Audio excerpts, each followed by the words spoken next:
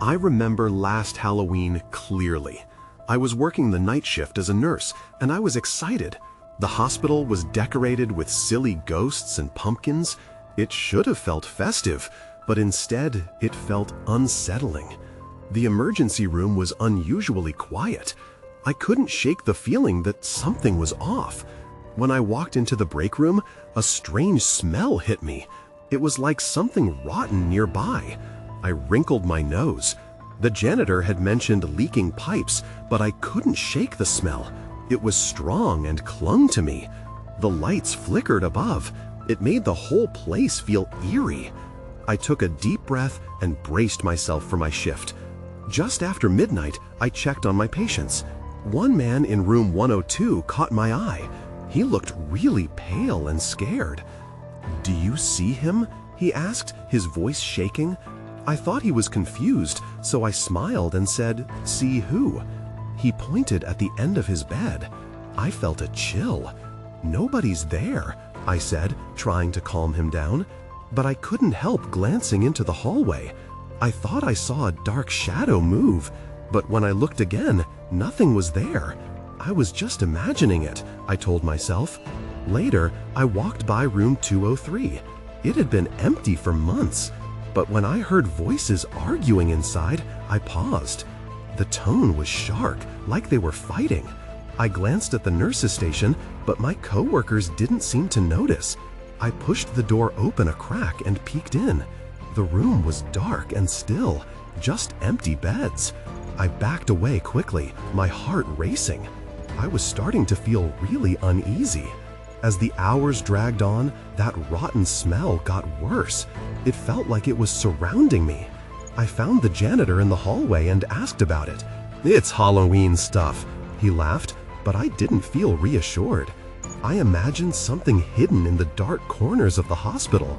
I kept checking my surroundings, waiting for something to move. Around 3 in the morning, I returned to room 102. The man looked worse than before. He grabbed my arm, his fingers cold and tight. "The figure is watching me," he said, panic in his voice. "You need to help me." I tried to comfort him. "It's okay, you're safe."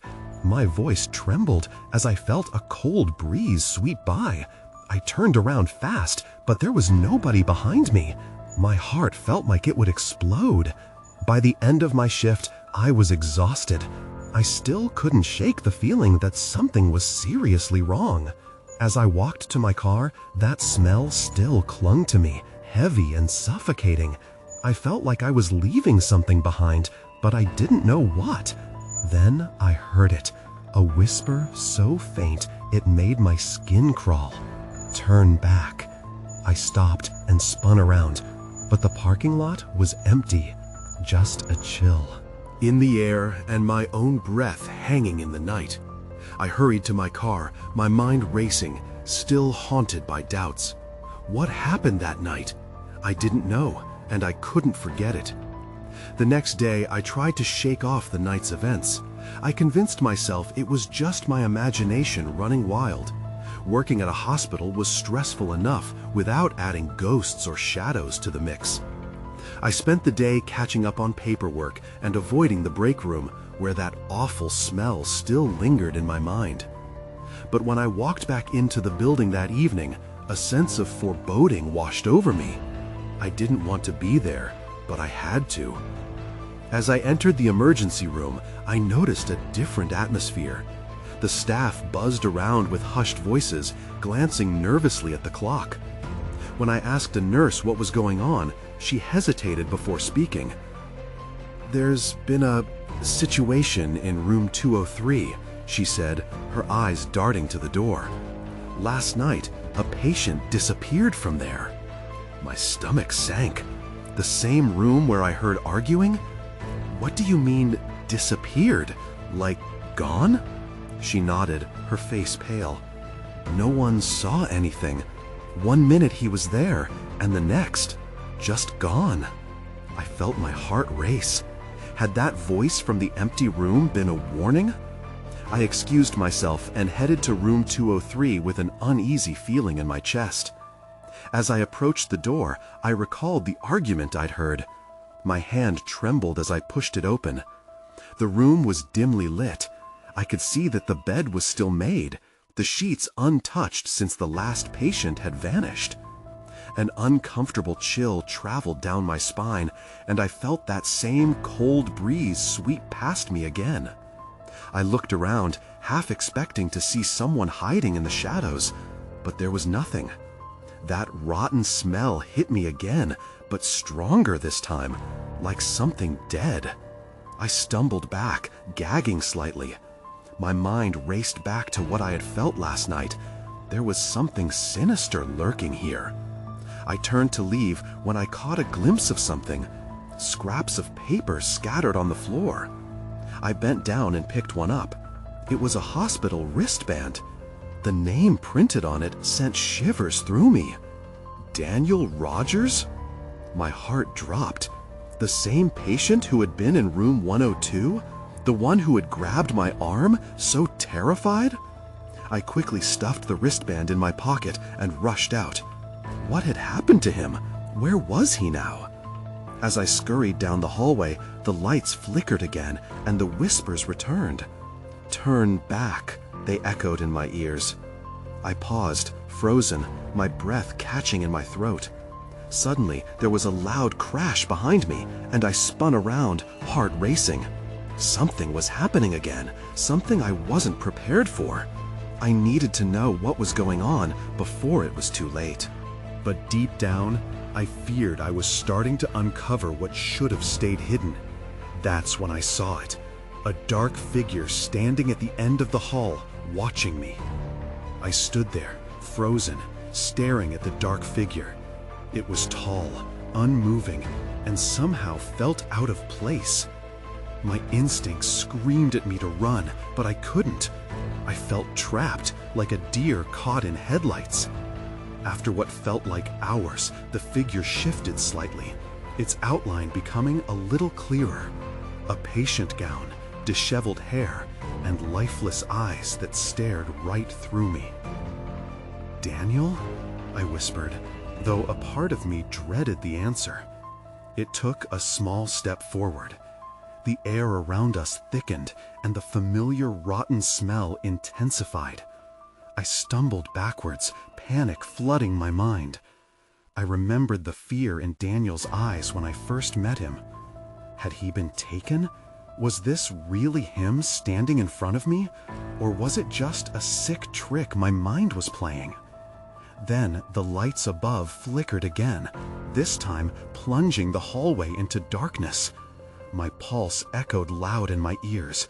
I fumbled for my phone, praying the light would cut through the gloom. When the screen lit up, I aimed it toward the figure, but to my horror, he was gone. "Daniel?" I called out, my voice trembling. No response. I stepped cautiously into the hallway, scanning every shadow. I needed answers, but a deep sense of dread pulled me back. I turned to rush back toward the nurse's station when something caught my eye. On the floor lay another scrap of paper, just like the wristband I'd found. I hurried over to it and picked it up. This one was different. It was a handwritten note, crumpled and stained.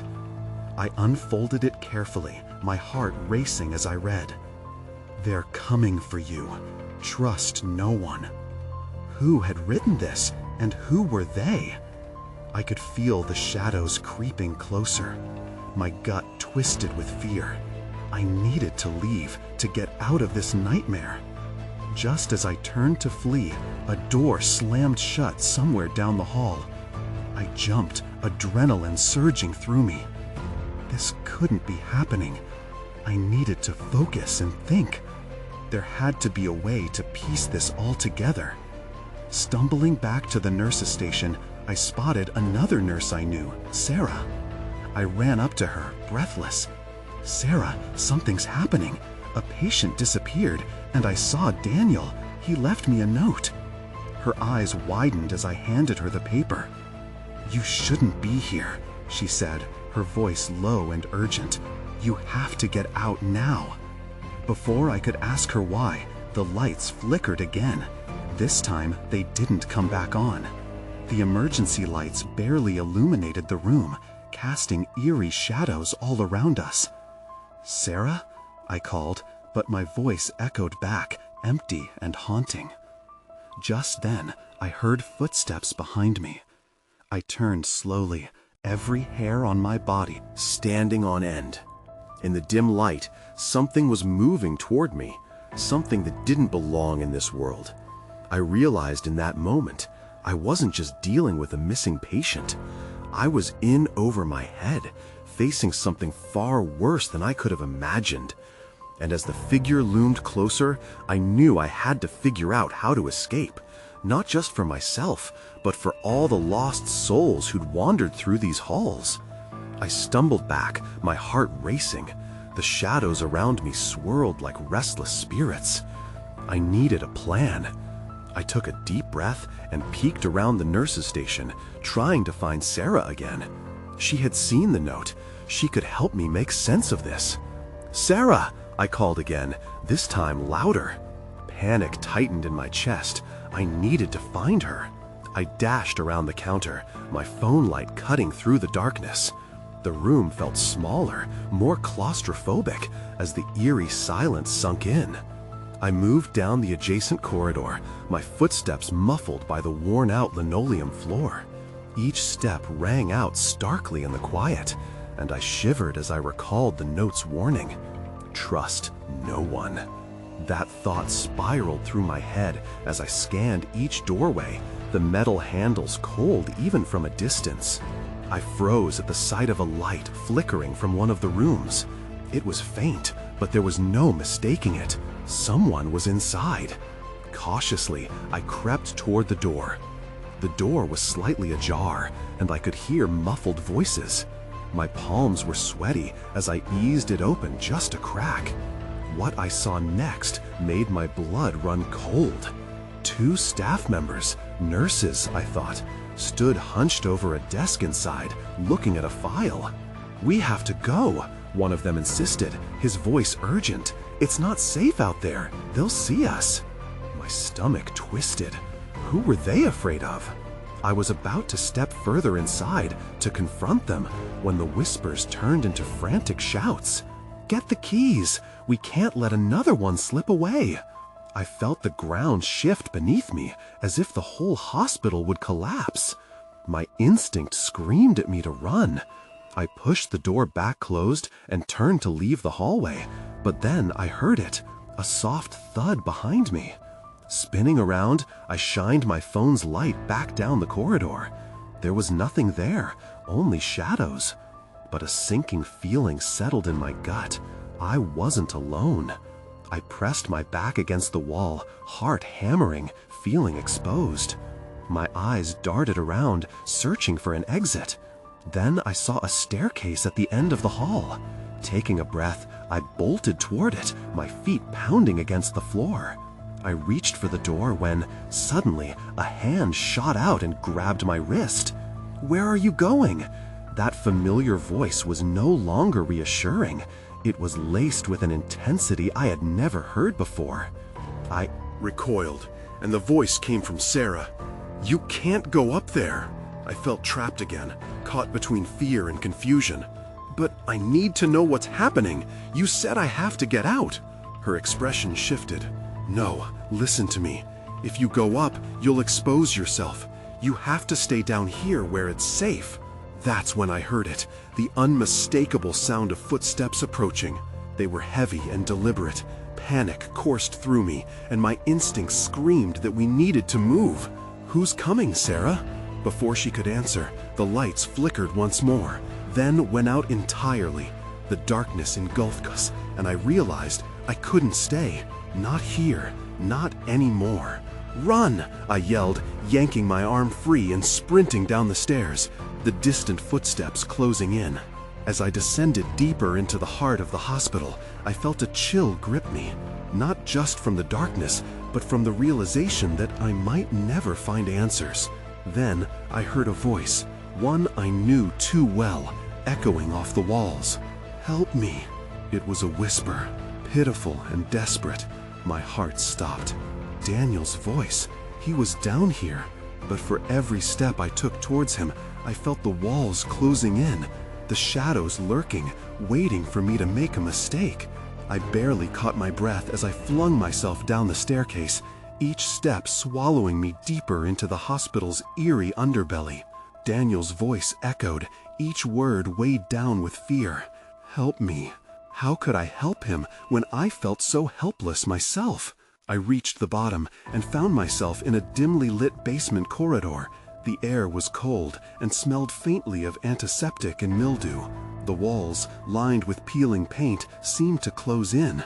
The flicker of my phone light cast distorted shadows that danced violently, and I fought the urge to turn back. "Daniel," I called, forcing my voice not to tremble.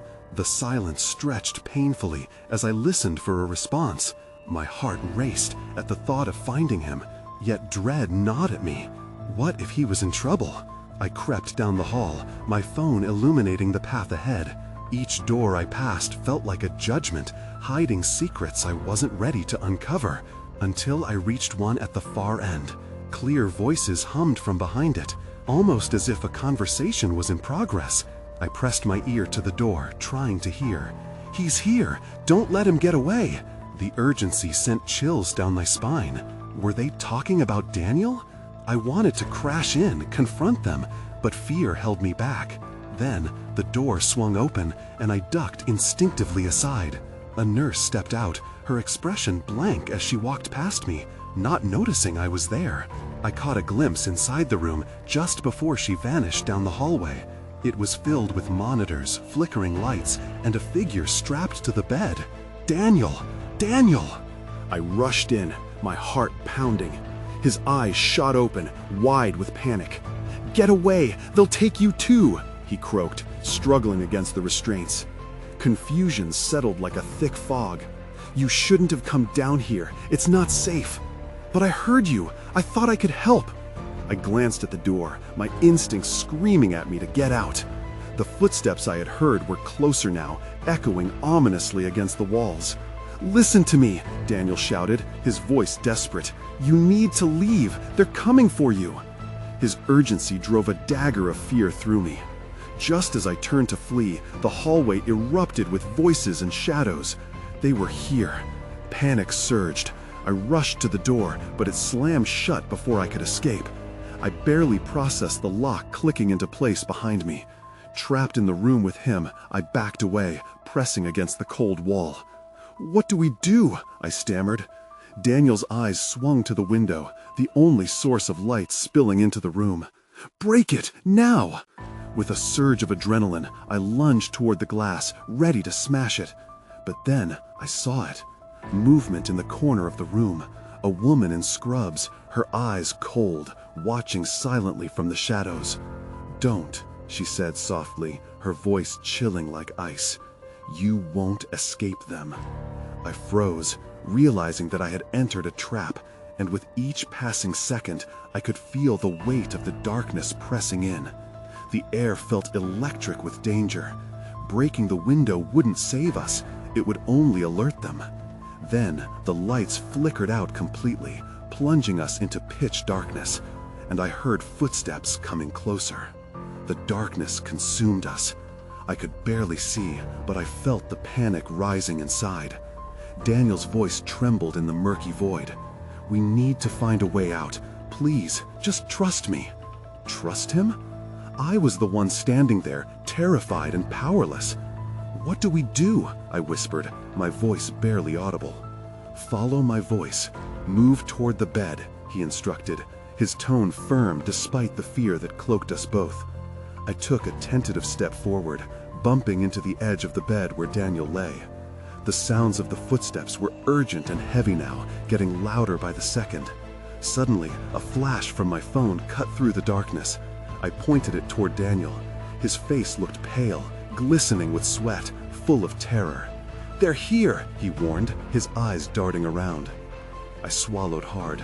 Who are they? The question felt meaningless in the moment, as shadows twisted along the walls like ghosts.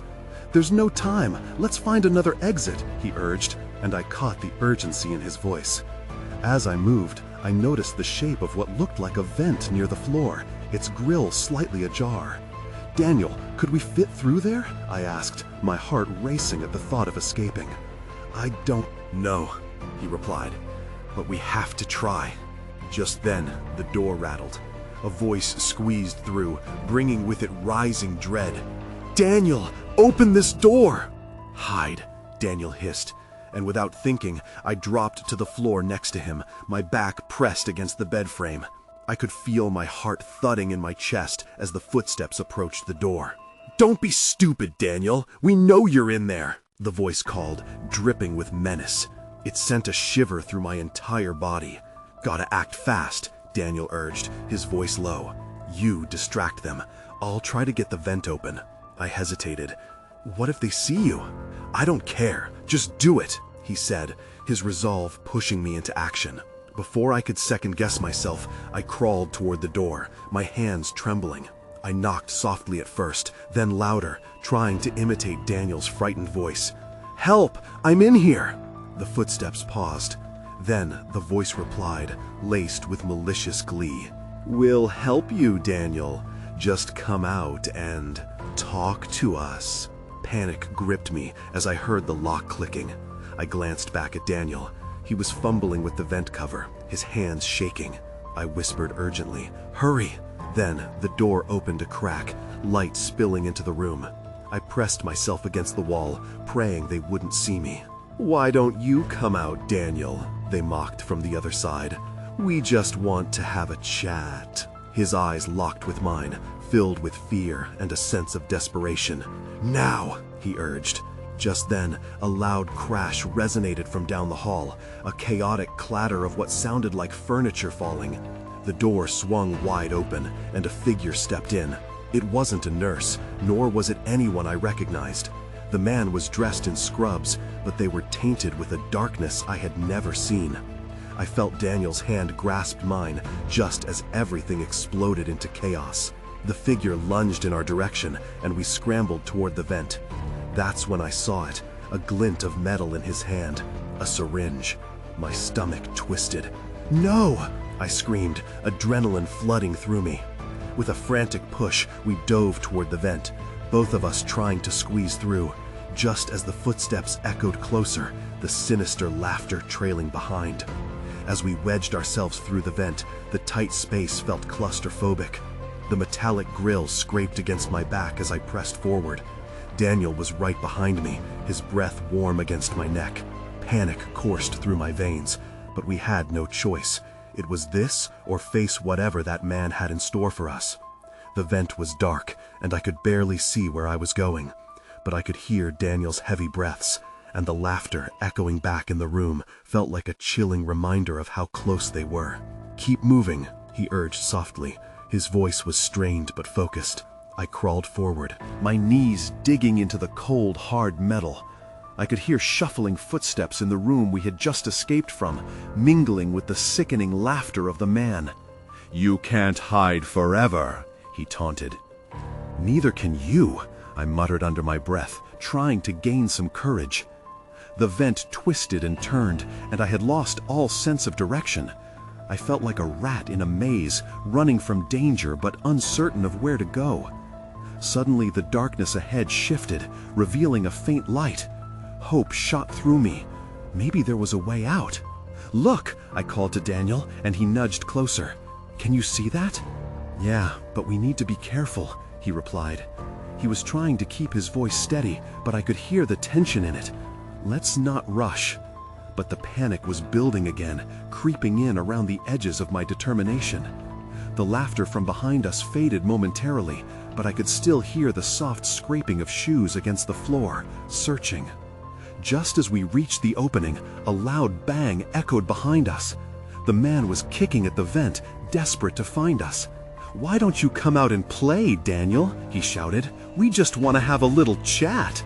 "Go!" Daniel shouted, and just like that, we poured out of the vent. I tumbled onto the floor, landing hard but grateful to be out. Daniel followed, rolling to the side as he got to his feet. We were in a dimly lit storage room, filled with boxes and medical supplies stacked haphazardly. A flickering bulb hung from the ceiling, casting unsettling shadows that danced across the walls. I glanced around, searching for any possible exit. "Where do we go now?" I asked, desperation creeping into my voice. "Door!" Daniel pointed to the far end of the room. There was a heavy wooden door slightly ajar, light spilling through the crack. I took a deep breath, and we hurried toward it, every step echoing in the silence.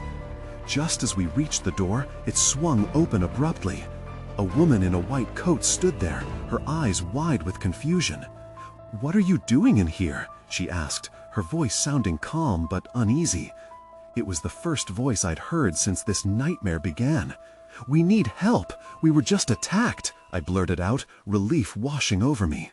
But the moment I finished speaking, her expression shifted. Suspicion flickered in her eyes, and she stepped back. "You shouldn't be here," she said slowly, confusion dissolving into something darker. Suddenly, the laughter returned, echoing down the hall. Daniel took my hand, and fear surged through me anew. "What do we do?" I whispered, my voice trembling. But before he could respond, the woman raised a hand, revealing a syringe just like the one that man had wielded. "You shouldn't have come back," she said softly, and I realized with a jolt, she was part of this. 2. The door slammed shut behind us. The sudden darkness was suffocating. My heart hammered in my chest as panic surged. I fumbled for the doorknob, but it wouldn't budge. The woman stood there, her gaze unwavering, and it felt like the walls were closing in around us. "Why are you doing this?" I blurted out, desperation filling my voice. "We need to get out of here." She tilted her head slightly, as if considering my words. "You were never meant to return." Her tone was calm, almost soothing, but her words made my skin crawl. Daniel stepped closer, shielding me with his body. "You're one of them, aren't you?" he accused, "just like that man." It only took a beat for her expression to morph into something cruel. She took a step forward, the syringe glinting ominously in the low light. "You think it's so simple?" she said, her voice low and menacing. "You don't understand anything." I caught a glimpse of movement behind her. In the shadows, figures began to emerge, more people in white coats. My breath caught in my throat. We were surrounded. "Run!" Daniel yelled, and we both darted towards another stack of boxes, trying to find cover. I heard the sound of their footsteps getting closer, the laughter still echoing in my ears. They were coming for us. I frantically scanned the room, desperately seeking an escape route. There, a small window high above a stack of crates. "Daniel, there!" I pointed, and he nodded, his face set with determination. We scrambled up the boxes, trying to stay quiet as the sounds of pursuit grew louder. I could hear someone shouting orders, but the words were lost in the chaos. My hands were slick with sweat as I pulled myself up, reaching for the window frame. Just as I was about to lift myself up, a hand shot out from behind and grabbed my ankle. I gasped, losing my balance. Daniel quickly grabbed my arm, pulling me upright. "Don't look down," he urged, as I felt another hand clawing at my back. With every ounce of strength left, I kicked back, feeling the impact connect. There was a grunt of frustration behind me, but I didn't look back. I couldn't. "Up!" Daniel yelled. We had to get out.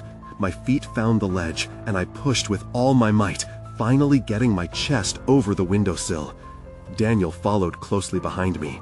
We tumbled through the window, landing on the unforgiving ground outside, the cool air hitting my skin like a splash of cold water. Glancing back, the figures crowded the window, their expressions twisted with rage. "Go!" Daniel urged, grabbing my hand and pulling me away from the building, running into the night. The laughter followed us, echoing through the parking lot as we sprinted toward the nearest streetlight. After what felt like an eternity, we collapsed against a car, gasping for breath. "That was insane," I said, my nerves frayed. At Daniel for reassurance, but he was staring back at the building, fear etched on his face. "They'll come after us," he said, his voice low. We need to figure out what's happening. Why? Why were they waiting for us? That's when I caught my breath, and everything felt surreal. I looked back at the hospital. Through one of the windows, I thought I saw the woman in the white coat watching us, a sinister smile spreading across her face. A shiver raced down my spine as a chilling thought struck me. This was far from over. We can't stay here, I whispered, scanning our surroundings. But just as we turned to flee, the streetlights flickered ominously, and then everything went dark. I blinked, trying to adjust to the darkness. My heart raced again, this time from the unknown. I felt Daniel's hand grip mine tightly, his touch grounding me. But it was hard to shake the feeling of dread creeping up from my stomach. "What's happening?" I whispered, my voice trembling slightly. No answer, just silence. Then, out of the shadows, a faint glow flickered to life. It was the streetlight, struggling to push through the impending darkness. I could see Daniel's face, worry etched into his features. "Let's go," he said firmly. "We can't wait around." We moved away from the car, cautious steps now. I kept looking over my shoulder, half expecting those figures to come charging after us. The laughter had faded, but it hung in the air like a dark cloud. As we turned the corner, I stumbled. A piece of paper fluttered at my feet. I bent down to pick it up, my pulse quickening as I recognized the drawing. It was a crude sketch of the hospital, with strange symbols and markings all around it. "Look at this," I said, showing it to Daniel. His eyes widened. "What is that? Do you think it's real?" "I don't know," I replied, frowning as I examined it closely. The symbols looked almost familiar, as if I'd seen them before, etched into the walls of the building. Maybe this relates to what they want? Before Daniel could answer, a loud crash echoed from the direction of the hospital. "Move!" he shouted, pulling me along as our instincts kicked in. We started running again, but I couldn't shake the feeling of being watched. There was a growing sensation of pressure on my chest. "Which way?" I asked, panting, as we came to an intersection. The world around us seemed quieter, as if time had paused. Daniel pointed down the alley to our right. "That way. We'll find a place to hide, then figure out our next move." We turned into the narrow alley, the walls towering around us like a prison. As we hurried, I caught a glimpse of something out of the corner of my eye. I stopped, my breath catching. "Did you see that?" I whispered. But Daniel was already rushing ahead. "Come on, we need to—" "Keep going!" He glanced back at me, urgency in his expression. I turned my head slowly, peering into the shadows. A figure stood there, tall and shrouded in darkness. My heart lurched. I felt the air thicken, and just then, the streetlight flickered again, revealing a mask, white and expressionless. "Daniel!" I screamed, but it was too late. He had already bolted down the alley, leaving me to face whatever was lurking behind me. Taking a hesitant step back, I felt the wall against my back. "Who are you?" I demanded, my voice wavering. The figure moved closer, and I caught a glimpse of something in its hand. A syringe, like the one from the woman at the hospital. Panic flooded me. I had to move. Then, in an instant, the lights went out again. Not just the street light, but everything. In the city, the alley, all of it was swallowed by an unnatural blackness. I was alone, trapped in an inescapable fear. And that was when I heard the laughter again. The laughter echoed all around me, a sinister chorus resounding off the brick walls of the alley. I stumbled backward, my heart thrumming wildly. I could almost feel the imprints of those eyes watching me from the darkness. In that moment, alone and terrified, the world felt impossibly large, yet suffocatingly small, like I was trapped in some twisted game. Taking a deep breath, I recalled Daniel's face, the determination in his eyes as we pushed our way through the vents, his panic when he recognized the danger. I needed to find him. I needed to get out. "Daniel!" I called, my voice trembling. The laughter died down slightly, replaced by a silence thick with anticipation. I pressed forward through the dark alley, feeling my way along the cold stone walls. My hands brushed against rough patches of graffiti and the occasional puddle, but I couldn't pay attention to any of that now. I focused solely on finding him. Choosing a direction, I dashed down what felt like a side alley. Every noise made me flinch. A skittering rat, the distant murmur of traffic, the clink of metal. I was caught between terror and instinct, trying not to second-guess myself. "Please, just be okay," I murmured to the darkness, but the shadows answered with silence. Suddenly, light flared up ahead, brief, blinding, illuminating a figure standing still. "Daniel!" I rushed forward, then skidded to a stop. It was not him. Instead, it was a man with dark hair and a twisted grin, wearing a hospital gown that had seen better days. My heart dropped. He had the same hollow eyes as the figure from before. "You made it this far," he said, voice laced with mockery. "But you still don't get it, do you? You can't escape what's coming." Before I could react, he lunged at me. Instinct kicked in, and I ducked just in time, pain erupting where his fingers grazed my arm. Adrenaline surged through me, fueling my flight instinct. I spun around and ran blindly along the alleyway, my breath hitched, pushing me to go faster. I ducked into the nearest alley, desperate to put distance between us. The heavy thump of footsteps pursued close behind. I didn't have time to think. I turned left, then right, darting through doors and open spaces until I burst into a nearby street.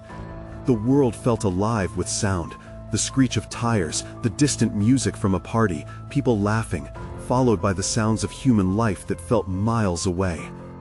There, at the mouth of the street, I spotted a familiar figure. Daniel! Relief flooded me. I sprinted toward him, collapsing against his side when I reached him. "You made it!" His face was pale, eyes wide with fear, but there was a fierce relief in his voice. "I thought I lost you." "What happened?" I gasped, scanning the area. They were right behind us. "I got away, somehow, but I don't know for how long." He grabbed my shoulders, his gaze intense. "We need to keep moving. They'll follow us. We can't stay still." Together, we turned and ran further down the street, the darkness curling around us like a living thing. As we hurried away from the hospital, a flicker of excitement propelled us. The fire of survival ignited a bond anchored in fear and urgency. But as we reached a flickering streetlight, turning onto a quieter avenue, shadowy figures emerged from the darkness. They swarmed, their movements synchronized, the very embodiment of the hospital's madness, syringes glinting in the light. "Get down!" Daniel hollered. We hit the pavement just as they slashed through the air, the light waning. The figures swarmed around, and in that moment, I realized we could escape, but would we truly be free? I could hear Daniel's words playing in my mind. "You can't escape what's coming." The laughter rang out again, chilling my bones as we scrambled to our feet. In the chaos, I caught a glimpse of shadows swirling behind us, dark threads of energy weaving through the night, converging on us like a storm. "Run! Just run!" Daniel shouted, pulling me along again. We veered towards the heart of the city, where the lights sparkled and people roamed unaware of our plight. But would we ever escape what haunted us? "You okay?" Daniel asked through labored breaths as we reached a small group of people at a bus stop, their faces bewildered. I nodded, scanning our surroundings for any sign of our pursuers. I wondered if this was simply another trap, or if they would follow us into this new reality. I still could not shake the memory of the cold hands reaching for me, and lingering doubts settled deep within me. The bus pulled up with a hiss, the doors swinging open like an invitation to safety. Without hesitation, we climbed aboard, blending into the crowd. I sat down, but couldn't shake the feeling that we were still being watched, that something lingered close and hungered for recognition. As the bus pulled away, I looked back at the city. The hospital loomed in the distance, a dark infinity. In that moment, I felt a mix of triumph and dread. We had escaped, but the questions still hung in the air. Had I really seen Daniel? What was real? The night pressed fiercely against my thoughts, and I could hear faint whispers amidst the quiet hum of the engine. They're coming for you. And just like that bit of warning, I couldn't help but wonder if this nightmare was truly over or just beginning.